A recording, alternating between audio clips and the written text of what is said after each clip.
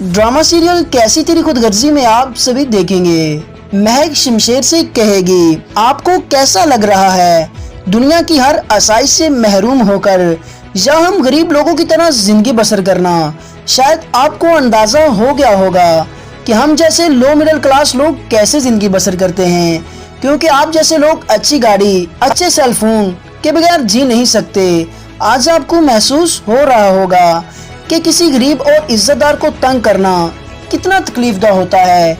यकीनन आज आपको एहसास हो गया होगा। शमशेर आगे से महक को कहता है, ये एहसास ही तो है जो मुझे पहली बार हुआ है और इस एहसास ने मेरी जिंदगी बर्बाद कर कर रख दी है। मुझे एहसास हो चुका है महक, मैंने तुम्हारे साथ बहुत बुरा किया है। मैं तुम्हारा मुजरिम हूँ, तुम्हारा गुनहगार हूँ। मैंने तुम्हें बहुत अजीज़ें दी हैं, तुम्हारी जिंदगी को बर्बाद करके रख दिया है।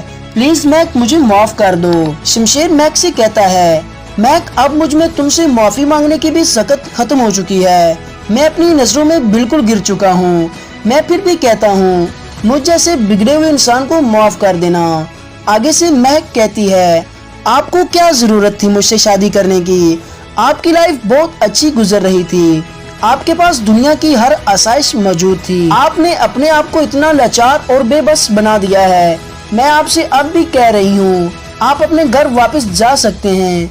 मैं अकेली रह लूंगी, आप मेरी फिक्र बिल्कुल भी नहीं करें। आप मेरी वजह से ऐशो इशरत वाली जिंदगी मत छोड़ें। लेकिन दोस्तों, शमशेर अब किसी सूरत भी घर वापस नहीं जाएगा। वो कभी भी महक को खुद से जुदा नहीं करेगा, चाहे शमशेर के हालात खराब ही हैं। अगर उसके पास महक है तो उसके पास सब कुछ है। दूसरी जानिब आप सभी देखेंगे शमशेर नौकरी की तलाश में दर दर के ठोकरें खा रहा होता है, और दूसरी जानिब बाबा साहब शमशेर के रिलेटेड न्यूज में एक फेक खबर छपवा देते हैं। वो जहां भी नौकरी के लिए जाता है उसे रईस बाप की अयाश औलाद समझकर नौकरी से निकाल दिया जाता है। तो शमशेर इस बात से बहुत ज्यादा डिसअपॉइंट हो जाता है कि उसका अपना खून उसके साथ क्या कर रहा है। शमशेर अहद कर लेता है अब वो हर सूरत में बाबा साहब के खिलाफ लड़ेगा। दूसरी जानिब आप सभी दोस्त देखेंगे शमशेर की मामा शमशेर को घर में मिलने जाएगी।